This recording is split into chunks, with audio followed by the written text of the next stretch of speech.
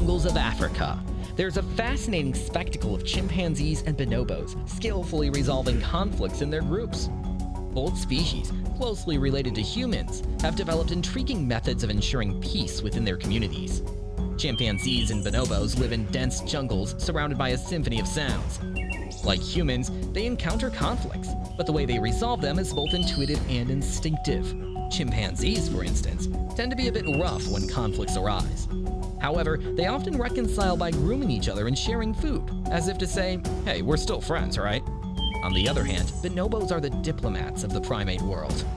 They are known to use affection and intimacy to de-escalate conflicts.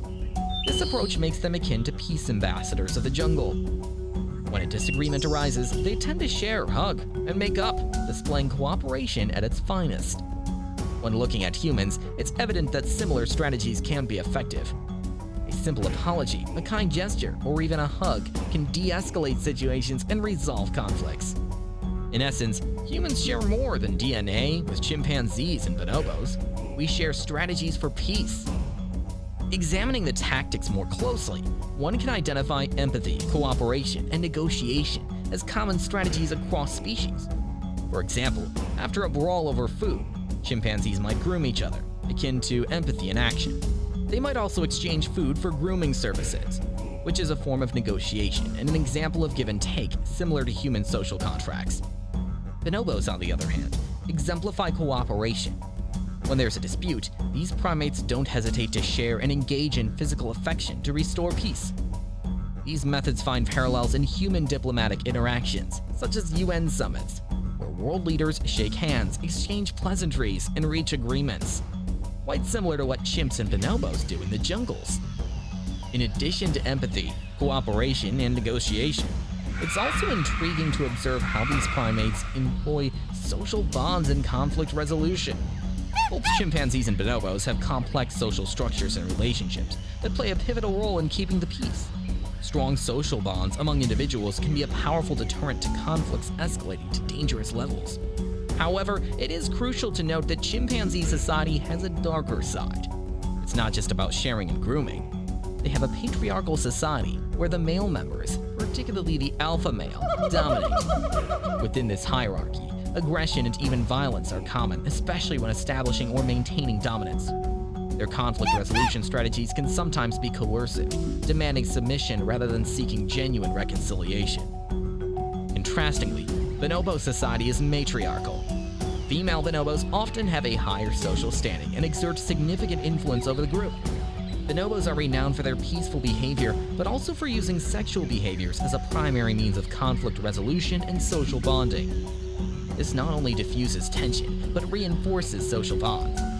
This matriarchal structure in bonobo society serves as an interesting counterpoint to the patriarchal tendencies of chimpanzees.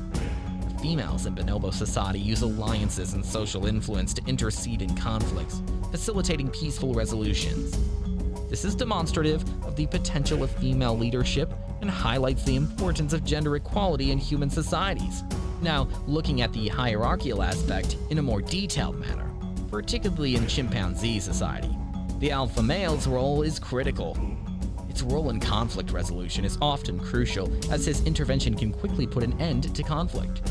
This can be compared to the role of authority figures in human societies. Leaders, mentors, and managers can have a significant impact on conflict resolution. However, it is also important to recognize that with this power comes the responsibility to wield it wisely and justly. Another fascinating aspect is the prevention of conflicts.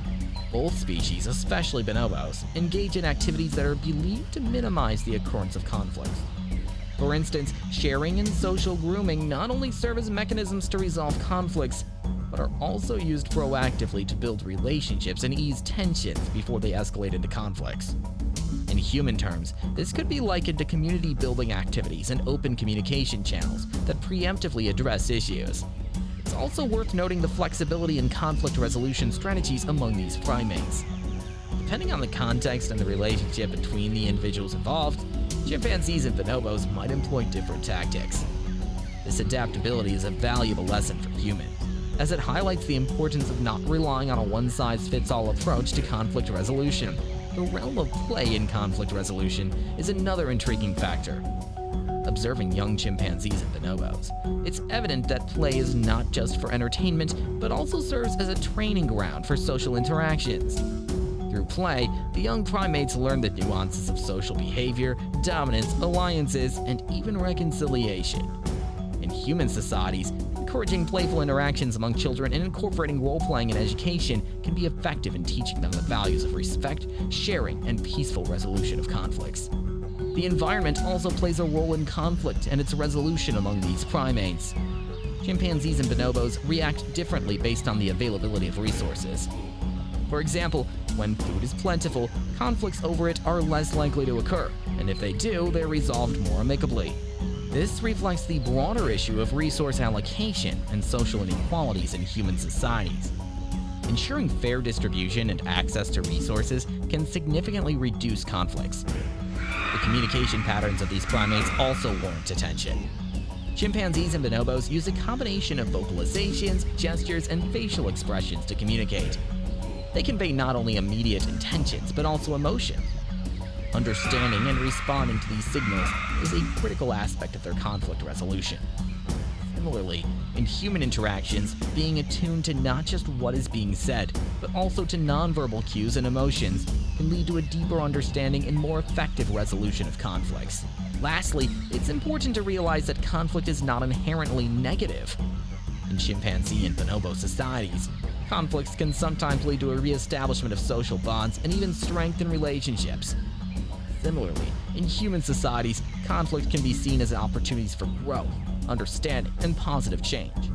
In reflecting on the lessons from chimpanzees and bonobos, it's vital for humans to recognize the inherent value in observing and learning from nature. These primates have evolved over millions of years, perfecting methods to ensure the survival and cohesiveness of their groups. As humans face an increasingly complex world with diverse challenges, turning to the natural world for inspiration could unlock innovative strategies for conflict resolution and fostering peace. Human societies encompass elements of both patriarchy and matriarchy. The dynamics are far more complex, involving not just gender, but other factors such as culture, economics, and politics.